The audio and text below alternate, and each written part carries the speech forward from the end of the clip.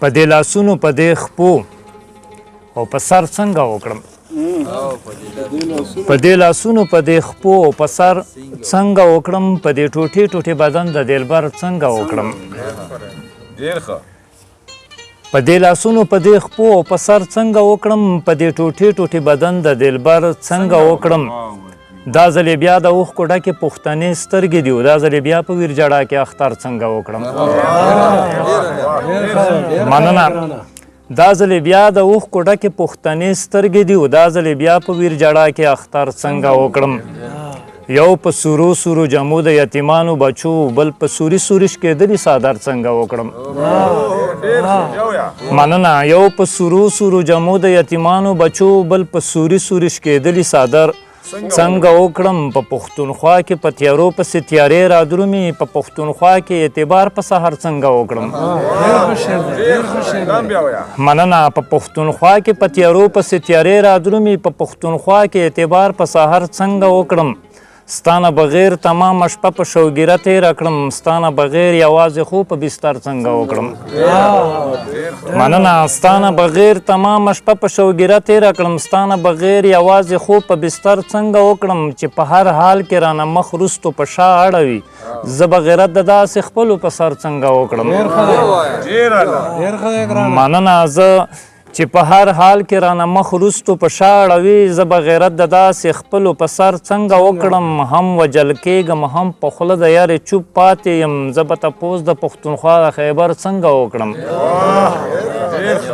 مننه هم وجل کېږم هم په خوله د یارې چوپ پاتې یم زه به تپوس د پښتونخوا د خیبر څنګه وکړم چې پخوانۍ سترګې د ما سره بدلې کړلې ستا پخوانو سترګو ته هغه نظر څنګه وکړم مننه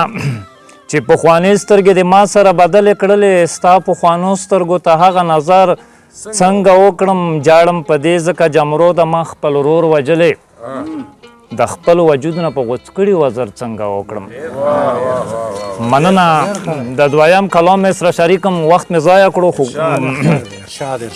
وایي چې په رنګونو کې مې کړلو اولین رنګ رنګونو کې مې کړلو اولین رنګ ستا د مخه مې خوښیږي اشنا سپین رنګ په رنګونو کې مې کړلو اولین رنګ ستا د مخه مې خوښیږي اشنا سپین رنګ رقیبان به یاره سمه سره لمبه کړې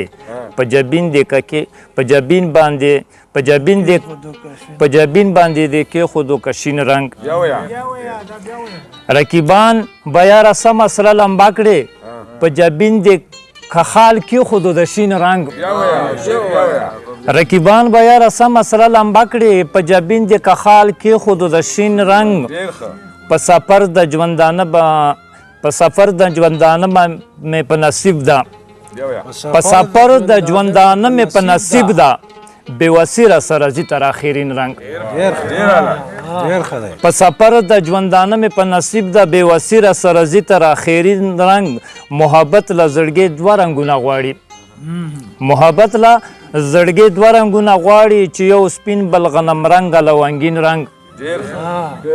ته د خپل حسن د زور نه خبر نه یې خدای درکړې یاره څومره ګلورین رنګ ته د خپل حسن د زور نه خبر نه یې خدای درکړې یاره څومره ګلورین رنګ ورک د رنګ د بت مذهبه بت پرست شي ښه لګېږي په مومن د بل مومن رنګ مننه ورک د رنګ د بت مذهبه بت پرست شي ښه لګېږي په مومن د بل مومن رنګ آخري مکتب چې